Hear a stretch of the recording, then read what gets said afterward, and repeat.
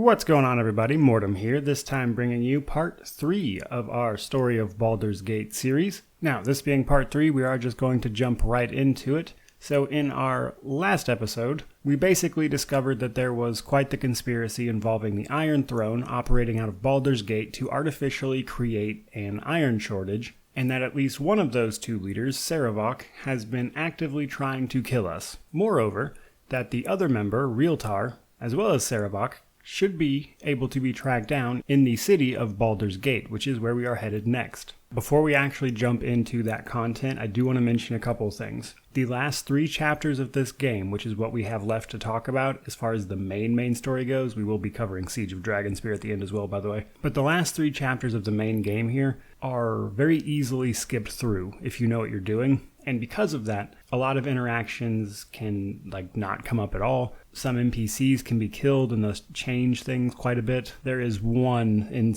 particular that I don't think actually can be killed because I've attacked him and it won't let you kill him, which is how I know. But some important NPCs that you might think are integral can still die. Because at the end of the day, for Chapter 5, which is what we're in now, if you know what you're doing, this chapter can be completed in 5 minutes. Because all you technically have to do is go to a building in Baldur's Gate, find a letter, take it to someone, and then ta-da, the chapter's over. But obviously, this being the Story of series, we're going to cover it quite a bit more than that. So first things first, we need to head to the bridge that actually leads to Baldur's Gate. Now, up to this point in the game, this bridge was closed. The drawbridge for the main part of the bridge was pulled up, if you will, so you couldn't get past. Now, as we're crossing the bridge, we will eventually be stopped by a Flaming Fist mercenary, who are sort of the police, in a way, of the city, and they will basically charge you a fee for entry, and then the leader of the Flaming Fist will come out to meet you, a man named Scar. Now, technically, Scar is the leader of, the forces, however, he still answers to one of the Grand Dukes. The Grand Dukes rule the city of Baldur's Gate. Scar will just flat out ask you if you are the mercenary group that has been hounding the mines in the area.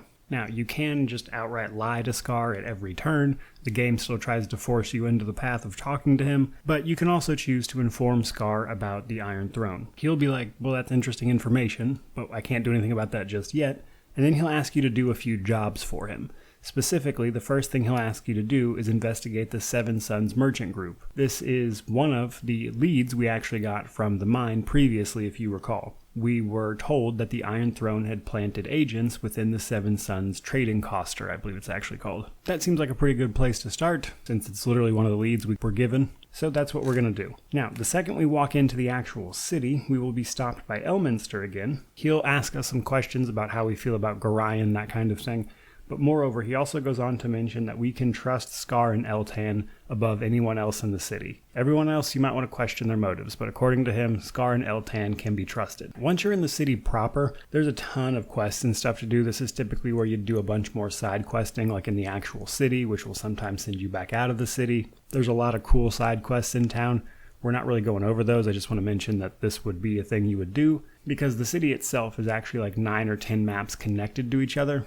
And it's a lot of fun to explore. But again, none of this you have to do by any means for this chapter. But while you're exploring and doing all those things, chances are you're going to rest, and when you rest, you are likely to have another one of your strange dreams. So here is that. Tonight you dream of blood.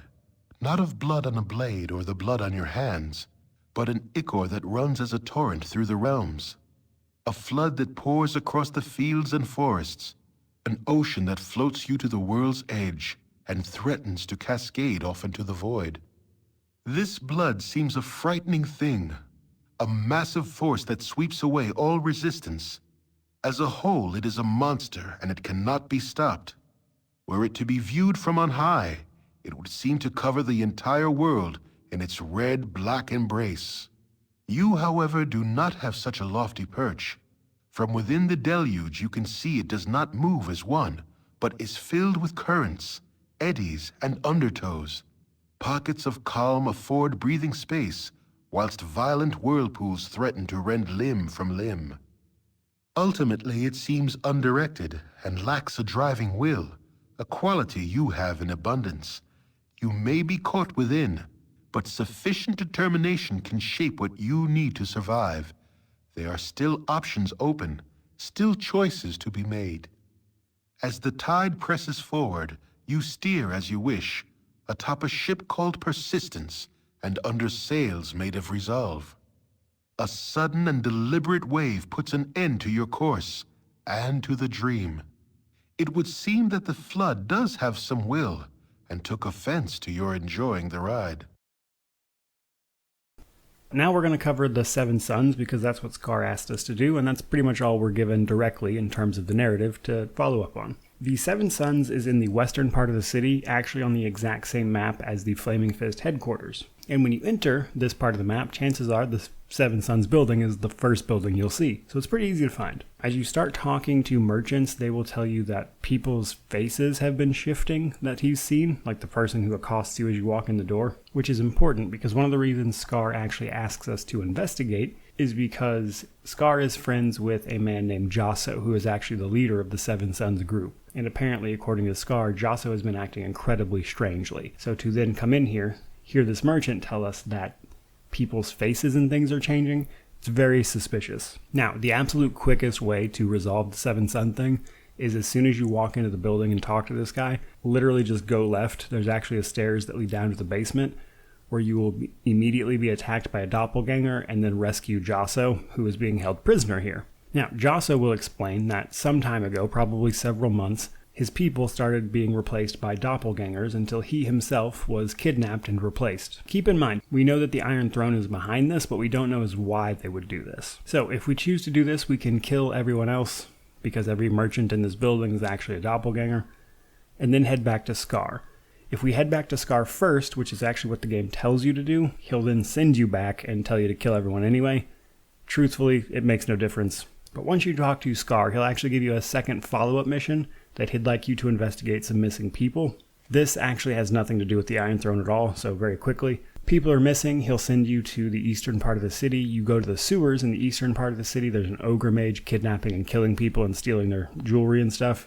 If you take some of that stuff back, give it to Scar, he'll give you an extra reward.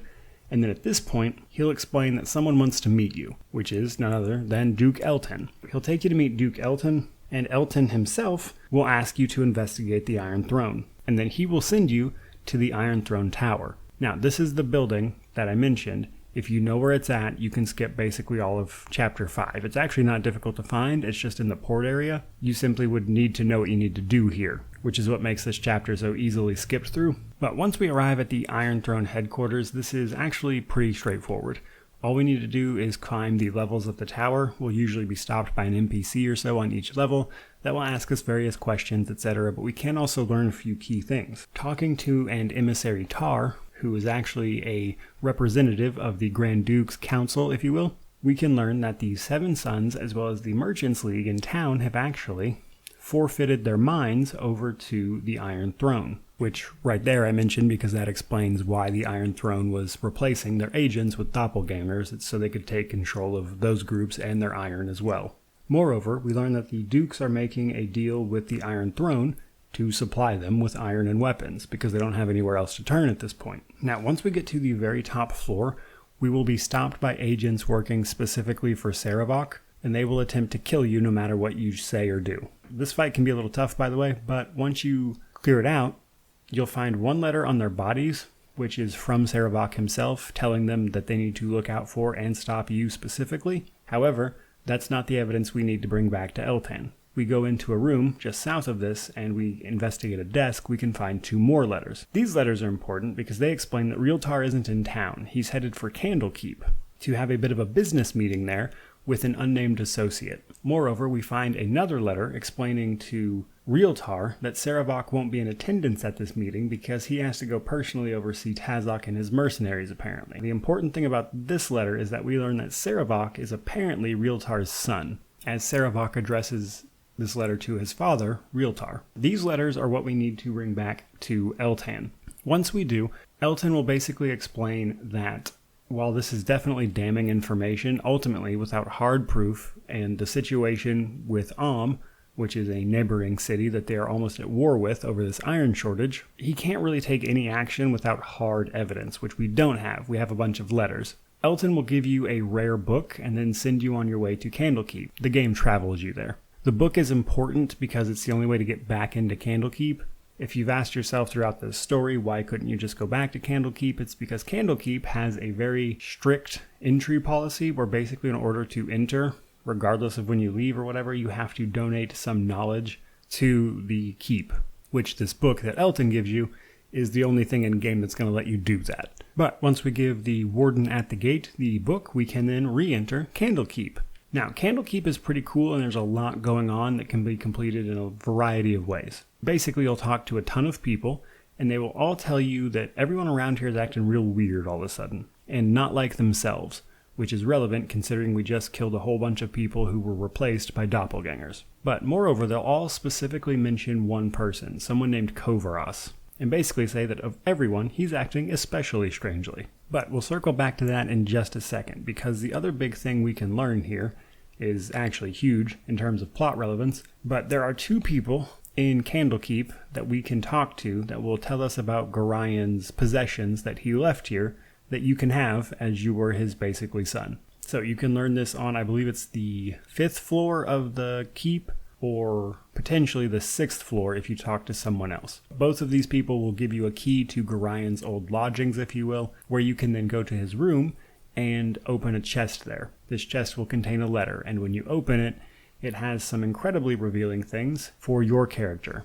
And that most specifically, that while he is not your biological father, of course, he does know who was, and that is none other than the god Baal, Lord of Murder. This letter goes on to explain that basically, during the time of troubles, as it's called, when gods walked the earth, Baal foresaw his death, made a bunch of children, was killed, and Gorian was actually friends with your mother, which is how he managed to find you. Unfortunately, she died as well, and Gorian took you in, and you guys basically lived at Candlekeep there since. You are, factually, Baalspawn, the child of this god. However, there are many people that would use this power to abuse you for their own ends, and he specifically names Sarevok in this letter, because apparently, in his past, Sarevok actually came to study at Candlekeep, which one would presume is where he learned about you to begin with. These are all events prior to the game. Huge revelations there, but let's get back to continuing the story. You close your eyes tonight, and visions of Candlekeep swim into view. As you pass through the gates of the citadel, there is a flash of memory, and you are a child of only a few seasons once more. At your side is Gorian, gray-haired even all those years ago. How old must he have been to age so little in the time since? Aged as he ever was, you still have to run to keep up with him. He has an important meeting with Ulrond, the keeper of the tomes. An important meeting about you. Funny, you don't remember it. As you stand outside the doors of the inner keep, you can hear the shouting from within. Gorian seldom raised his voice, though you did not care to listen to the discussions at your previous stops either. As you trace patterns in the water of a fountain, a reflection distracts you from the argument. A large raven has perched atop a stone wall and stares directly at you with huge black eyes. You stare back through the mirror of the water and are suddenly afraid to meet the bird's gaze any other way. It has claws for feet. You think to yourself, little skeletal claws. The doors of the keep suddenly swing open and Ulrond storms out. He glances at you for a moment, but looks away as he speaks. You both can stay, he sneers, but mark my words, that child will be the death of you. A flash of memory once more, and Gorian walks out of the keep as he is today, dead. You drop your gaze back to the water so as not to see. The raven is gone, but your own image remains. Your eyes are black, like those of a bird. Like father, like child, the reflection says.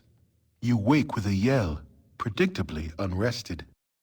Though real quick, I do want to mention, it is possible to miss this letter here in Candlekeep, and if you do, there is another opportunity to learn it during Chapter 7, which is the next chapter. But for now, let's get back to it. While we're wandering the actual keep itself, there is a very good chance we will eventually run into a guy named Kovaras, who tells us he has something that used to belong to Gorian he would like to give us, and then he'll go on to describe in weird detail the circumstances of Gorian's death, which would make you obviously not trust the guy, so feel free to deny the ring, but even if you accept it, it doesn't really matter. In addition to this, we can find Realtar and his business associates having their meeting, And you can actually choose to kill them or let them be, basically. However, shortly after this, specifically the meeting with Kovaros, you don't actually have to talk to Realtar. Once you make it to the top of the tower, or you choose to leave the building, you will be arrested by the wardens of Candlekeep for the murders of Realtar and his associates. Now, you're thrown in prison pretty promptly, and then the leader of Candlekeep, Ulrond, comes by to explain that this is an awful way to honor your father's legacy. How dare you do this kind of stuff? Well, right after he leaves, another mage named Teltharil comes in and explains that as a favor to Gorion, he's going to free you from this. And you can ask him about what happened to this Kovaros guy, because especially if you didn't actually murder Realtar, you might have some questions, because even if you don't murder them, you will still be thrown in prison. Teltharil will say he has no idea who Kovaros is. He did want to mention that Kovaros is Sarevok, spelled backwards, and Sarevok was here with Realtar when they first arrived. Real quick though, I do want to mention that doesn't make a lot of sense, because we got that letter back in chapter 5 that said Sarevok wasn't coming to Candlekeep for this meeting, which would explain the whole Kovaros part, but then you have this line where he's like, oh yeah, Sarevok was here, and that just doesn't make any sense, but not the point. Teltharil will give you a means of escape by teleporting you to an unused part of Candlekeep that leads to the catacombs. Now we have to escape the catacombs. Now this is actually super easy to do once you know the path through the catacombs, but there's a lot down here, so feel free to explore should you happen to play this game yourself. There's a lot of cool stuff you can find in here. But the first floor is literally the exit's like directly to your right as you walk in, and then the second floor is pretty much just a straight path through actually. However, you will be accosted by several of your childhood friends, if you will, that are actually doppelgangers that attack you on sight after they talk to you and mess with your head a little bit. You can actually run into Elminster and Gorion, who, upon talking to them, it becomes very clear that they themselves are doppelgangers who attack you. So clearly they're trying to make you think you're crazy at the very least, but eventually you'll get out of the catacombs and into an actual cave system. In the cave system, we will run into a man named Pratt, who is specifically here to wait on Sarevok, according to him. However, he recognizes you and attacks you on sight, so you have to then fight him and his friends. Once he dies, he drops a letter that is very revealing about what is happening here.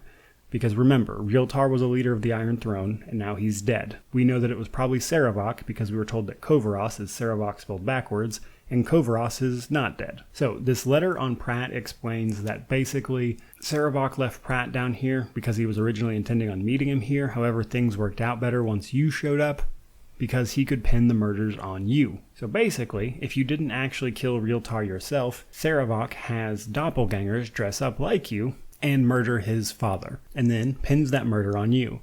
Moreover, this letter explains that basically Sarevok is going to head back to Baldur's Gate to claim Realtar's position over the Iron Throne, and then leverage that position on the Iron Throne to become a Grand Duke of Baldur's Gate. All terrible stuff, all things we would like to stop.